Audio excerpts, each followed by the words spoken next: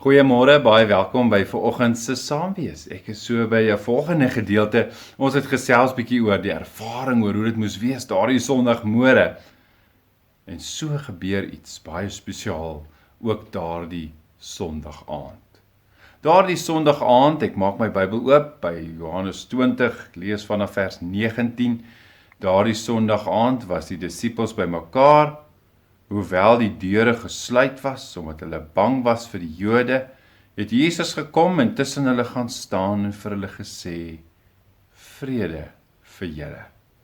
Nadat hy dit gesê het, wys hy sy hande en sy sy vir hulle. Die disippels was baie bly toe hulle die Here sien. Vrede vir julle, sê hy weer vir hulle. Soos die Vader my gestuur het, stuur ek julle ook. Nadat hy dit gesê het, blaas hy oor hulle en sê, ontvang die Heilige Gees. As julle vir mense al sondes vergewe, word dit hulle deur God vergewe. As julle dit nie vergewe nie, word dit nie deur God vergewe nie. Thomas, wat ook Didimus genoem is, een van die 12, was nie by die disippels toe Jesus gekom het nie. Die ander disippels sê toe vir hom, ons het die Here gesien, maar hy sê vir hulle, as ek nie die merke van die spykers in sy hande sien en my vingers in die merke van sy spykers steek en my hand in sy sy steek nie, sal ek nooit glo nie. Wat 'n ervaring en wat 'n groet daardie aand. Nee, ons het gehoor wat het gebeur daardie môre. Ek dink daardie absolute ontnigtering, eintlik 'n verwarring oor wat daardie môre by die graf moes gebeur het. En dan kom vertel Maria dit wat sy gesien het, dit wat sy gehoor het, dit wat hy gesê het sy moet vertel. En dan daardie Sondagaand, hierdie mooi ervaring, waar hulle wegkruip vir die Jode, en hy tussen hulle kom staan, en hy hulle groet, en vir hulle sê, vrede vir julle.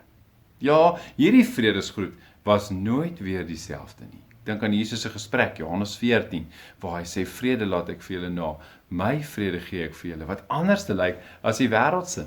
Ja, nooit weer het vrede vir ons dieselfde betekenis nie. Kom ons bid saam. Here, ons kan ons net probeer indink oor hoe dit moes wees, daardie Sondagaand, toe u daar tussen die disippels kom staan, u hulle groet met die vredesgroet, en dat hulle dit mag hoor. Here, dankie, dat vrede nooit weer vir ons dieselfde sal wees nie. Dankie Here, dat ek vrede mag ontvang, omdat ek aan u behoort, en omdat dat ek deur u vrygespreek is.